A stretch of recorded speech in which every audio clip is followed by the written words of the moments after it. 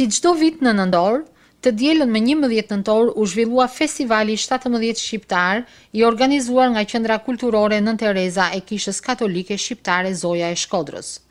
Për ilustrimin e këtij aktiviteti madhështor, kemi përgatitur një reportazh të shkurtër në emisionin e sotëm, me momente nga festivali shoqëruar me pjesë nga shkrimi i gazetarit të Ilirisë zoti Dalip Greca, intervista nga pjesëmarrësit dhe organizatorët.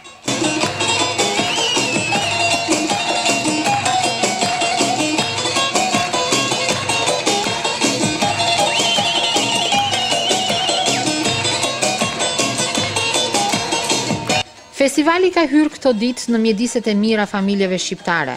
Festivali ka ngjall kurreshtje, ka sjell kënaqësi, ka dhuruar emocione. Me të kanë jetuar dhe vazhdojnë të jetojnë jo vetëm ne shqiptarët e New Yorkut, por të gjithë Amerikës. Festivali ka bërë të vetin mesazhin edukues dhe formues. Siç e thonë organizatorët, ky festival përpiqet të identifikojë, dokumentojë dhe prezantojë artistë folklorit nga komuniteti shqiptar dhe njëkohësisht të mbajë të bashkuar komunitetin ton pa dallim feje apo krahine. Festivali ruan dhe përkrah traditat muzikore dhe folklorike autoktone shqiptare, si dhe siguron që ai do të vazhdojë të ekzistojë dhe të ketë domethënie për brezat e ardhshëm. Ai i ofron spektatorit mundësinë e mishërimit me thestarin e pasur të kulturës shqiptare. Festivali shqiptar manifeston begatinë kulturore të komunitetit shqiptar si pjesë identifikuese e komunitetit amerikan. By being here, we demonstrate our commitment to preserving our culture, identity, and heritage, regardless of the religion we practice or the region we're from. This night is an amazing accomplishment which could not be realized without the dedication of the members of the Festival Organizing Committee of the Mother Teresa Center of Our Lady of Shkodra Church. Reverend clergy and religious distinguished guests, ladies and gentlemen, brothers and sisters, good evening and welcome to our 17th Albanian Annual Festival, which is organized by our church, Our Lady of Shkodra, and the Church's Center, Mother Teresa.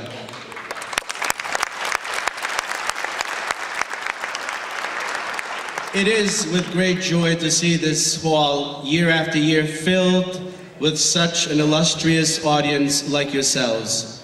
Your presence gives support to the festival, its organizing committee, and the young men and women who will be performing for you this evening.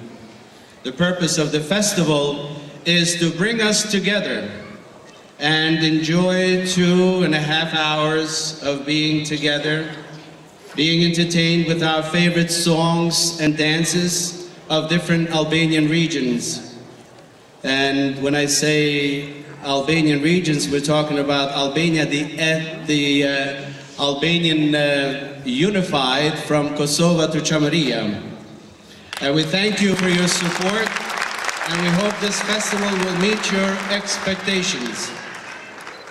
Now, a few words in Albanian, naturally. Të dashur klerik dhe rregulltar, të nderuar mysafir, të nderuarit organizator të festivalit, vëllezër e motra shqiptar, mirëmbrëma dhe mirë se vini në festivalin e 17 shqiptar, organizuar nga kisha jonë shqiptare Zoja Shkodrës me qendrën e saj Nëna Tereze. Mesazhi që përcolli Dom Pjetër Popaj, famulitari kishës Zoja e Shkodrës, ngjasonte me një eset të mrekullueshëm kushtuar gjuhës shqipe dhe kombit shqiptar. Festivali është gjithë shqiptar, si nga të e marrë komisionin, jurin, ekzekutuesit, të gjithë janë nga të 3 besimet. Juria si e pa me kësaj here, nga 5 vetë, ishin 3 musliman, 1 ortodoks, 1 katolik.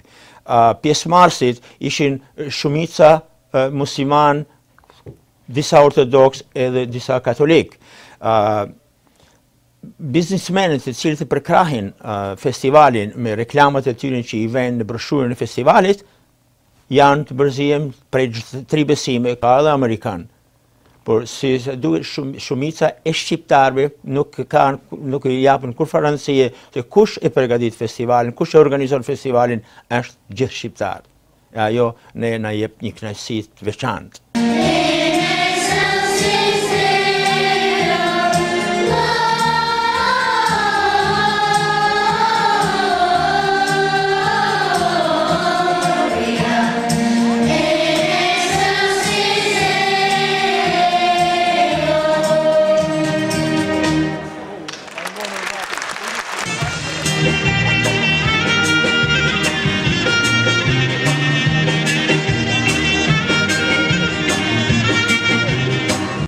diel, dukej se nëna Shqipëri kishte nxjerrë nga thellësitë e shekujve veshjet më të bukura, të ruajtura me aq kujdes dhe të veshura në këtë natë feste që dridhej nga meloditë, vallet dhe këngët e bijve të Shqipes. Për më shumë se 3 orë, skena e arteve në Lehman Center for the Performing Arts në Bronx u kthye në një sovër të begat, ku shqiptarët e Amerikës kishin shtruar bukuritë e shpirtit. Qindra artistë amator, pa përjashtuar profesionistët, kënduan, hodhën valle, shpalosën ritet, zakonet, kënduan baladat dhe shpalosën legjendat. E gjithë Shqipëria ishte aty, në atë skenë të hieshuar nga shqiponja gjigande, që dukej se mbante nën krahët e stërmëdhejnë bijtë e Shqipes, që nga Kosova deri në Çamëri.